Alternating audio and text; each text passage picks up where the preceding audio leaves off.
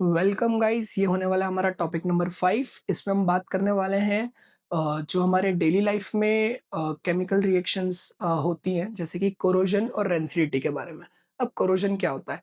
किसी भी मेटल का एटमॉस्फेयर में प्रेजेंट ऑक्साइड्स, सल्फाइड्स के साथ रिएक्ट करके कोरोड होना, मतलब खराब होना, उसे हम बोलते हैं कोरोजन। बहुत सारे एलिमेंट जैसे कि आयरन जो है वो ऑक्सीजन के साथ रिएक्ट करके आयरन ऑक्साइड बनाता है, जो कि एक फॉर्म ऑफ कोरोजन है। हमारा जो कॉपर होता है, वो कॉपर ग्रीन कलर की ऑक्साइड बनाता है, वो भी एक टाइप ऑफ कोरोजन है। और सिल्वर जो है वो ब्लैक कलर की लेयर बनाता है, वो भी एक टाइप ऑफ कोरोजन है। एक कॉमन एग्जांपल जो है कोरोजन का, वो रस्टिंग ऑफ आयरन है। जो लोहा जो है वो जंग खा जाता है, जैसा कि आपको यहाँ पर इमेज में दिख रहा है। इसे हम कोरोजन बोलते हैं, ठीक है? ये रस्टिंग ऑफ आयरन है। तो रस्टिंग ऑफ आयरन एक कोरोजन का एग्जांपल हो गया। इसके बाद हम बात कर रहे हैं कि हमें कोरोजन कैसे प्रिवेंट कर सकते हैं।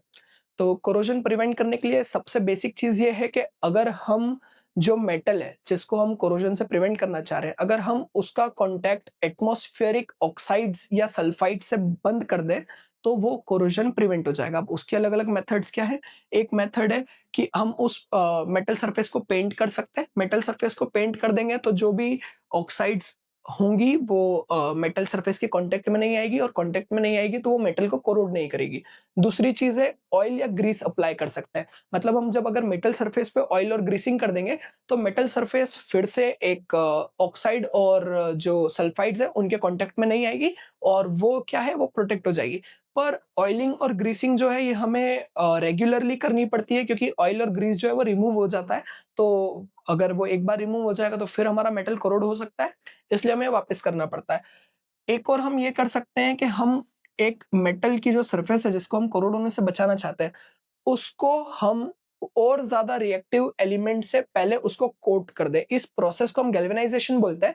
और ये प्रोसेस यूज होती है कि जब, जैसे कि आयरन जैसा कंपाउंड है, अगर हम चाहते हैं कि आयरन जो है वो कोरोड ना हो, तो हम उसके ऊपर जिंक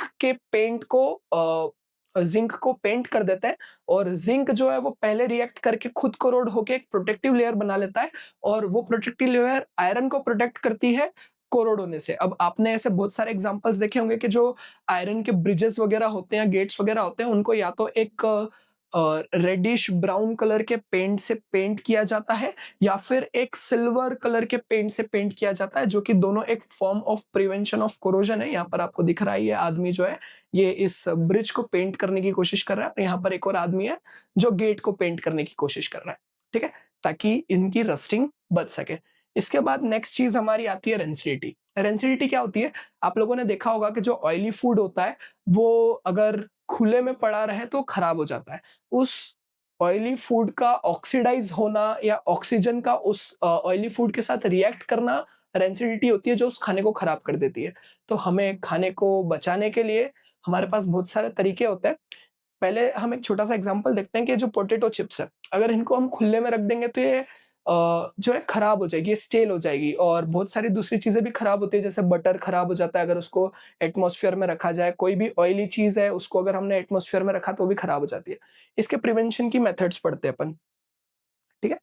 इसकी प्रिवेंशन की मेथड क्या है कि हमें एटमॉस्फेयर का कांटेक्ट खत्म करना है। मेन तो यही है। अगर हमें किसी फूड को बचाना है रेंसिड होने से, तो हम उसको क्या कर सकते हैं, उसको एयर टाइट कंटेनर्स के अंदर रख सकते हैं।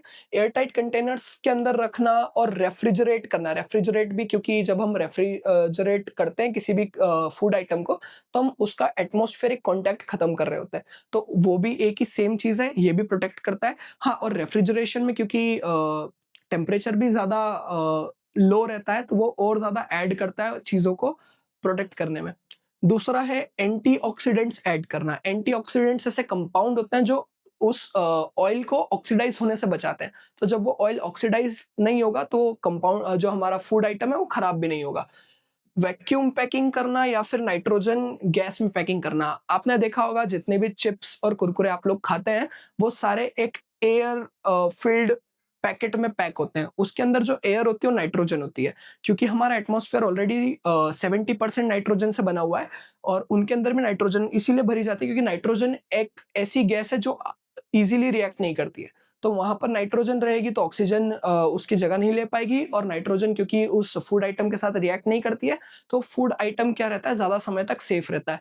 ऐसा सेम हम वैक्यूम पैकिंग के साथ भी कर सकते हैं। अगर हम उसके अंदर की सारी ऑक्सीजन और सारी दूसरी गैसेज़ निकाल लें, तो ऑक्सीडेशन हो नहीं पाएगा, उसकी वजह से हमारा जो फूड आइटम है, वो सेफ रहेगा। लास्ट एक ये भी है कि उसे लाइट और हीट से भी दूर रखना, क्योंकि लाइट और हीट है वो भी ऑक्सीडेशन में कहीं न कहीं हेल्प करती है। किसी भी चीज़ को अगर हम एनर्जी प्रोवाइड करते हैं तो ऑक्सीजन को रिमूव करने का काम करता है, और जो कि एक फूड आइटम को रैंसिड बना सकता है। तो ये हमारे पास मेथड हो गई प्रिवेंशन की, रैंसिडिटी की, और यहाँ पर हमारा चैप्टर खत्म होता है। आप लोगों को थैंक यू, आपने इस वीडियो को पूरा देखा। अगर आप चाहते हैं कि हम इस वीडियो का एक डिटेल्ड वर्ज़न बनाएँ, तो आप इस वीडियो के नीचे कमेंट कर सकते हैं, हमें बता सकते हैं। आपको किसी भी टाइप के रिसोर्सेज़ की नीड हो, तो आप हमें वो भी बता सकते हैं, हम आपको प्रोवाइड करवा देंगे। आगे नेक्स्ट चैप्टर की वीडियोज़ के लिए आप हमें फ़ॉलो कर लीजिए, सब्सक्राइब कर लीजिए यूट्यूब पे भी, ताकि आपको ये वीडियोज़ मिलती रहें और आपके कॉन्सेप्ट्स क्लियर होते रहें। Thank you.